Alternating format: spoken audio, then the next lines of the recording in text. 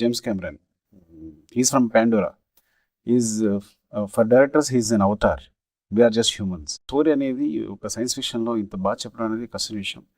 I think whole family మొత్తం వచ్చి చూసేటట్టు అంటే ఎంటర్టైన్ అయ్యేటట్టు 3 hours 17 minutes అసలు ఫ్లో అవే. నేను ఒక్కడనే కూర్చొని చూశాను, కానీ ఆ ఫీల్ అనిపించలేదు. నేను పండగకి వెళ్ళిపోయాను. ఇక్కడ నేను వేరే వరల్డ్లో ఉన్నాను. సో నా చుట్టూ ఎవరున్నారు ఎవరు లేని విషయాన్ని గమనించలేదు.